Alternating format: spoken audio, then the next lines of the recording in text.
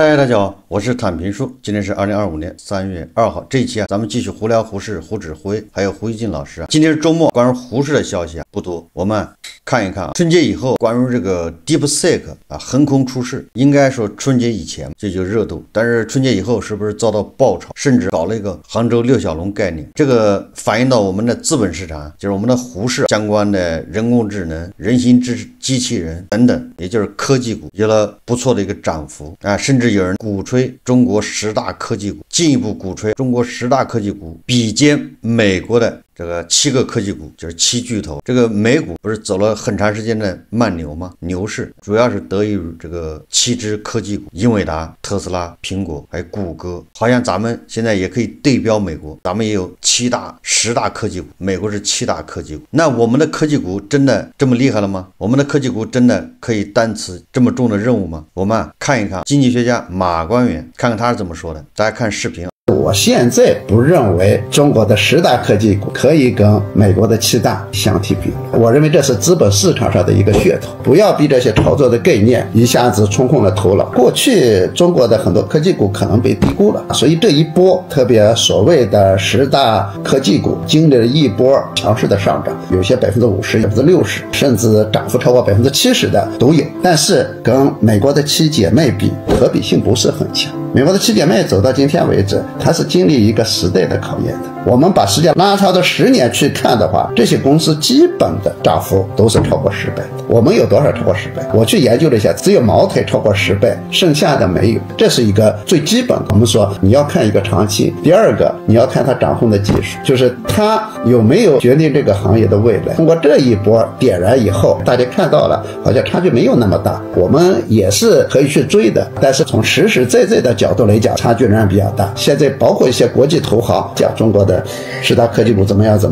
脑子要清醒，我认为具有误导性，好像一下子中美之间的这种科技的差距不存在了，没有。我看到一个数据，我们全国的算力加起来可能跟美国 Mate 公司一家的差不多，这就是差距。我们看到包括阿里巴巴，包括我们现在看到中国的很多的科技股已经在人工智能领域投下巨资，拿出大量的钱开始布局，我认为这是一个好事。当然再把时间拉长，我们认为应该给中国的科技创新力量投信任票，只要给时间，这个差距是可以缩小的。所以我总是提醒大家要注意风险，特别是这一波我们看到中国的科技股经过大涨以后，说实话面临着调整的压力，所以我们处在一个追赶的阶段。资本市场上的很多炒作的概念不要信以为真，还是回归专业，回归整个产业的。我觉得马官员说法非常靠谱，大科技股还需要时间检验。现在猛吹10大科技股，恐怕是为了出货，越是这个时候越要小心。什么恒生科技股走牛，对吧？不要忘乎所以，要捂紧钱袋子。不要忘了2000年科技股泡沫，美国的这个7巨头，马官员说，经过了时间的检验，他们确实是在创造利润，对吧？他们的利润非常丰厚，他们又充满了想象空间，所以他一直在走这个牛市。我们的科技股，先不要说技术是不是绝对的领先，能担得起这种重任，你单看它的盈利，那简直就是不负责任了，纯粹是为了炒概念。所以说保持头脑冷静。2000年的科技股泡沫破裂，这个还是历历在目。最近网上流传一篇高盛对指数科技的一个调研报告，我看这个报告应该是2025年2月27号发出来的。在这个报告里面这个高盛的分析师说，春节假期刚过他们的团队就马不停蹄的奔赴指数科技，展开了一场实地深度调研。本以为能见证人形机器人迈向成熟应用的蓬勃景象，结果却显示人形机器人距离真正的工作岗位上大显身手，还有漫漫长路要走。就拿这个指数科技的 H1 人形机器人来说，它可是本次调研的重头戏。现场展示时， H1 凭借强大的硬件性能，技惊四座，行走、跳舞等动作一气呵成，自主平衡能力更是出色。这背后是指数科技在机器狗研发进程中积累了深厚运动控制功底。可在令人惊叹的华丽动作背后，却藏着一个不容忽视的短板，说 H1 仅仅配置了19个自由度，这一局限直接导致它在面对复杂精细任务时力不从心。想象一下，让它像熟练工人那样精准组装零件，或是完成繁琐的家务劳动，现阶段根本无法实现，也是现在的人形机器人目前还是停留在概念上面。要想真正的大显身手，还有很长的路要走。所以说现在吹咱们10大科技股确实有点浮夸，还有很多找不到工作的，有的是刚失业的，有很多人进入胡市非常盲目。这些人要是买了这些科技股，要赶上泡沫破裂，那就是这个灾难是难以想象。很多股市小白他也并不是说赌博进的股市，他纯粹是因为一些意外。大家可以看一个视频。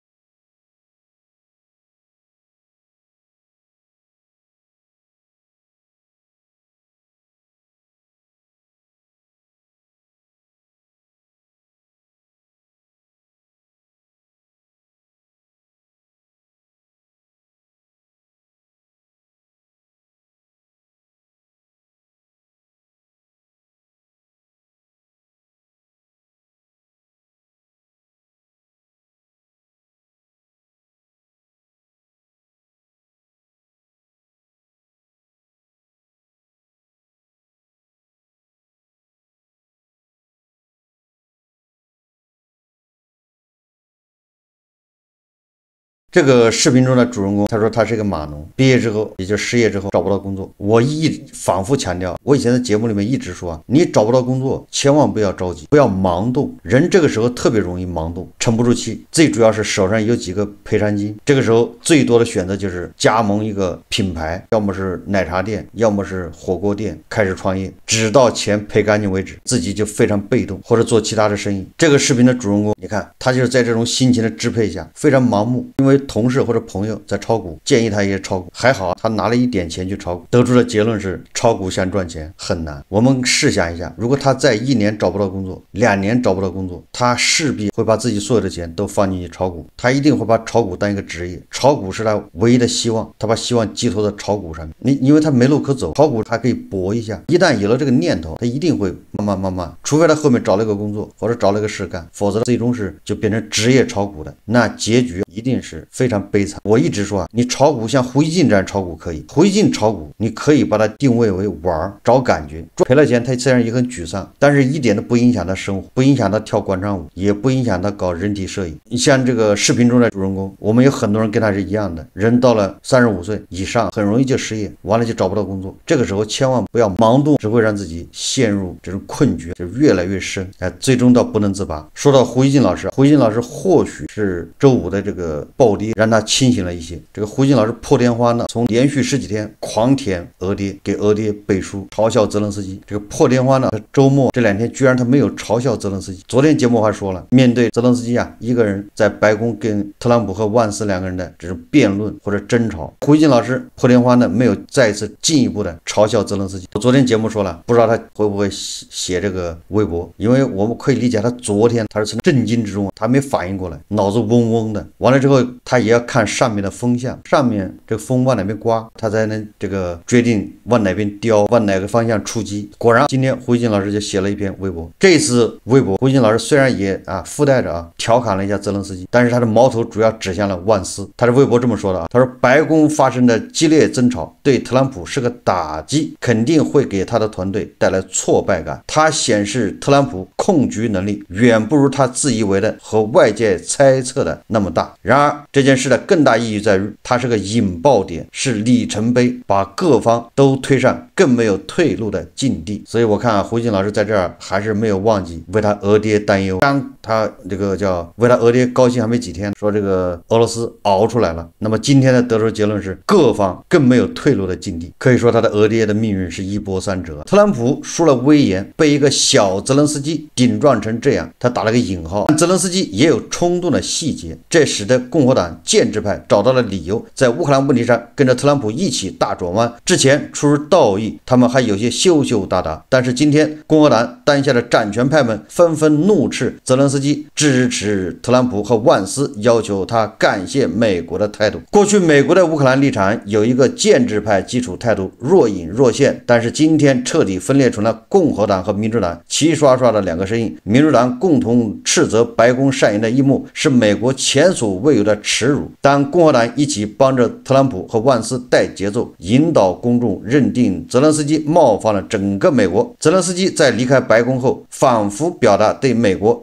总统和美国人民的感谢，但他应该知道，他的这些后悔药已经吃晚了。后悔药他打了个引号，那这性质就不一样了。他在白宫的表现是泼出去的水，根本收不回来。他接受福克斯采访时说，他相信能够挽回与特朗普团队的关系，但那些话更多是他说给国际舆论和乌克兰民众的。他需要将从此更记恨他的特朗普团队钉在不仅背信弃义，而且心胸狭隘的耻辱柱上。你看看这个对泽连斯基的描写，嘲笑的部分已经少多了。在胡锦老师的这个笔下，自己已经变成了一个英雄，把特朗普把万斯这个团队钉在了心胸狭隘、背信弃义的耻辱柱上。后面还没完，胡锦老师说泽连斯基的确没有战场上的牌。这个特朗普不说泽连斯基没牌了吗？胡锦说泽连斯基的确没有战场上的牌，但他的政治牌可能反而增加了。白宫冲突使大家都到了临界点，首先想一想乌克兰民众会多么气愤，悲情燃烧了起来。乌克兰人对泽连斯基的支持和拥护一定会，至少在短时间里会是这样。你看看胡锦老师也开始认可了，说乌克兰人会支持泽连斯基支持率会上升。他不是跟着这个特朗普后面嘲笑泽连斯基的支持率只有4%吗？你看态度大转弯了。说白宫冲突也把欧洲带过了临界点，欧盟和法德英等主要国家都第一时间发生直接或间接表达对泽连斯基和乌克兰的支持，尽管他们都没有直接批评特朗普，但美俄谈判以来，他们已经与基辅做了某种立场绑定。最新冲突之后，他们更难让自己松绑。泽连斯基与白宫冲突公开化，极大带动欧洲与特朗普政府加深分裂。欧洲主流媒体周六海啸般抨击特朗普政府。对欧洲来说，白宫里的万斯与在慕尼黑会议上的教训、羞辱欧洲的那个万斯同样蔑视盟友，而且这一次特朗普就坐在万斯旁边。他们这一次的表演和宣誓更加正式。可以说这个万斯的傲慢无礼挑战了整个文明世界。西方政治是有规律的，舆论如果形成一种压倒性态度，主要政治力量往往很难做缓冲，而是比舆论多往前跨一步，经常会成为现实。欧洲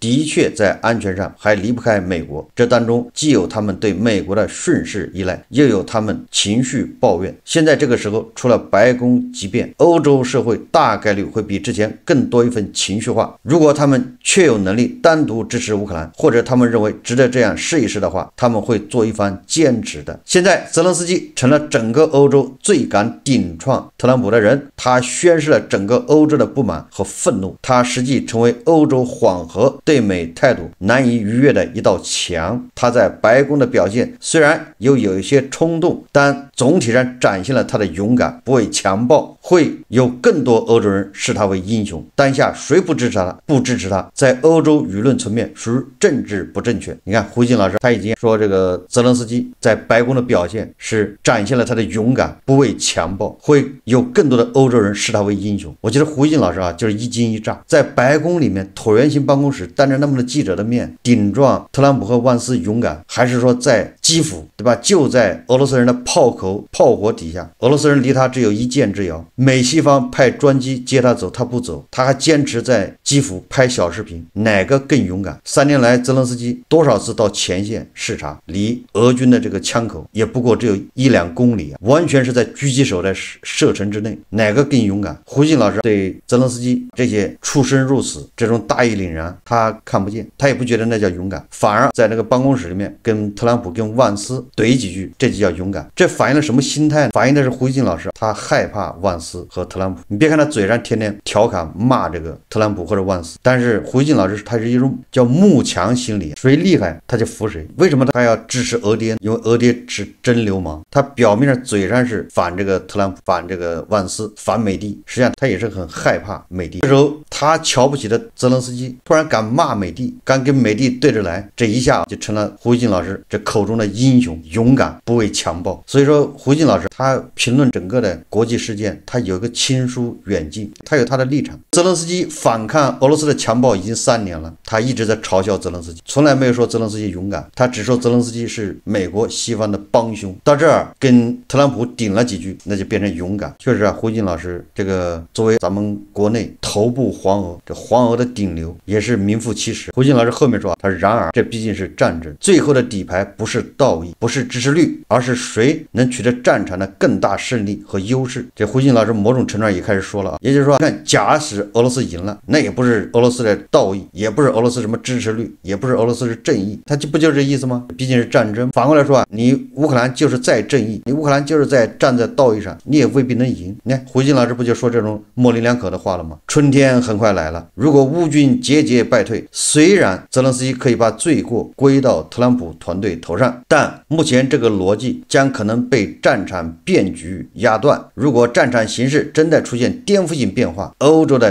政治局面就会从今天的样子发生新的改写，但那不会是最近几天的事情。这胡锡进老师在这儿又再一次打了自己的耳光，因为在胡锡进老师的这个语境里面，乌克兰已经败了，节节败退。但是你看他今天又说春天就要来了，如果乌军节节败退，他用了个如果，那言下之意就是乌军现在在前线打得还挺好，守住阵地了。但是以前胡锡进老师可不是这么说的，对吧？泽连斯基已经失败了，然后他又说啊，如果战场形势真出现颠覆性变化，什么叫颠覆性变化呢？胡锡进老师的意思就是，如果战场上乌克兰输了，俄罗斯败了，俄罗斯赢了，这叫颠覆性变化。那是不是胡锡进老师的这个潜台词就是现在是俄罗斯输着呢，乌克兰占上风？颠覆性变化呢，就是反过来了，乌克兰不行了，俄罗斯占上风。那么欧洲政治局面从此就会发生新的改写。你看胡锡进老师黄俄撒谎，这个编瞎话，这个能力是一流的啊！我一直说他们一篇文章里面他都很难做到前后照应，你就不要说他2篇文章之间，那完全是驴唇不对马嘴。说泽连斯基已经从华盛顿抵达伦敦，先看看他究竟能从欧洲那里得到什么吧。别的不说，泽连斯基到了欧洲得到的先是鲜花与掌声，像对待英雄那样，其次才是各国的支持、军事援助和各种承诺。实际上我在最近节目一直说，虽然泽连斯基跟特朗普发生这种不愉快，这种把分歧将公之于众，虽然让特朗普很不爽，但是特朗普是个商人，该支持乌克兰还是要支持的，他要从实际利益出发，该跟乌克兰和解，该跟泽连斯基和解，他马上就和解，没有隔夜的仇。这个胡锡进太这个夸大了美乌之间的分裂。如果特朗普，如果是泽连斯基跟拜登出现这么一幕，确实这个关系就叫恶化，就很难挽回，就挽回就比较困难。但是恰恰是跟特朗普，他用俗语说啊，他是个2皮脸，明天他对着媒体说有这么一回事吗？我怎么不记得？那你说你还能说啥？我们吵架了吗？但是不管怎么说，胡锡进老师你看看是不是一反常态，不再嘲笑泽连斯基，已经慢慢的把泽连斯基描述成一个英雄形象，在胡锡进的心里面已经油然升起。当然了，这个形象在胡锡进心里面能够维持多长时间，那个纯粹跟胡适有关。胡适接下来一周如果一直下跌，那么英雄形象一直存在。如果哪一天胡适反弹，涨它2%，胡锡进老师马上这个英雄的泽连斯基又变成一个小丑。不信的话，大家拭目以待。这么说，胡锡进老师把矛头对准了这个万斯呢？胡锡进今天还转发了一个万斯的这个，好像去那个什么地方度假滑雪。这个万斯作为副国级领导人，受到了很多美国群众的夹道欢迎。当然了，这欢迎要打引号，这些群众举着牌子让万斯去俄罗斯滑雪，也就是说万斯是败类，也就是说万斯是俄罗斯的走狗。这是美国人，人家有权利表达这种。然后胡锡进老师转发万斯，受到美国人抵制。胡锡进老师幸灾乐祸。所以说，决定泽连斯基这种英雄形象在胡锡进老师心中的这个时间长度，完全取决于胡适的走势。简单点说啊，胡适反弹，那么泽连斯基就是小丑；胡适暴跌，那泽连斯基就是英雄。好，这期节目我们就聊到这里，感谢大家收看。如果喜欢我的节目，欢迎订阅转发，也可以在下方留言评论，谢谢大家。